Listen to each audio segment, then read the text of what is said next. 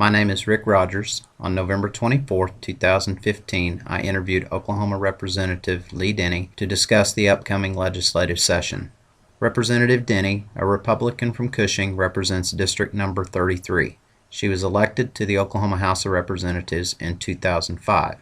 Due to term limits, her term will expire in 2016. She serves a number of communities in the Payne and Logan counties, including my former hometown of Stillwater. She currently serves as the second highest-ranking House official by serving as the House Speaker Pro Tem. As Speaker Pro Tem, she is an ex officio voting member on all House committees. An important part of our discussion centered around the financial situation that Oklahoma is facing this year. Our governor has told state agencies to prepare for a 10% cut. The Senate estimates a shortfall at $1 billion. The House estimates call for about a $700 million shortfall. We will have a better idea of this when the state dollars are certified on December 22nd. Representative Denny told me that any new bill that has a cost associated with it will not be heard in committee this session. The amount of state budget for discretionary spending has decreased over time, adding even more pressure to meet obligations and balance budgets. There are two topics that are of great interest to me in which Representative Denny indicated that there would be legislative movement on this session. One was TLE, the second was end of instruction testing. In regards to TLE, there is an increasing understanding among legislators that it is tremendously challenging to get valid and reliable measures to quantify teachers' and leaders' impact on student learning. In the words of Representative Denny, to quote, "School leaders know who their strong and weak teachers are," end quote.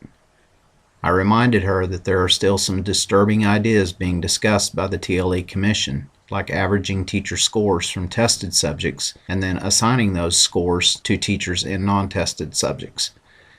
After a lengthy discussion about TLE, I felt assured that whatever recommendations come out of the TLE Commission in December, that those would be heavily scrutinized and questioned as to whether or not those could be implemented in a valid and reliable way.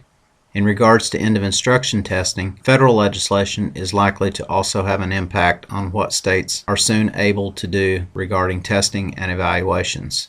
ESEA reauthorization is currently moving through Washington on track for passage.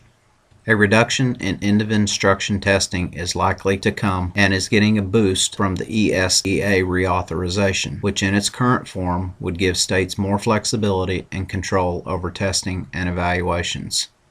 There has been a lot of discussion about replacing at least some or all of our end of instruction tests with the ACT.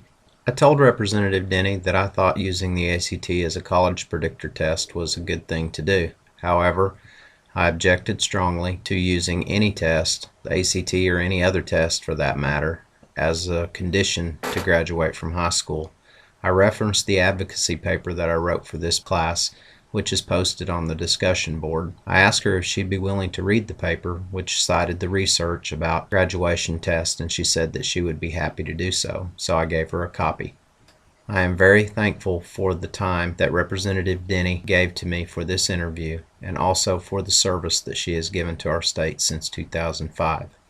During the course of this interview, we talked a lot about Woodland Public Schools, and she said that she would very much like to visit during the spring. Hopefully, she'll be able to make that visit in January. Again, thank you to Representative Denny.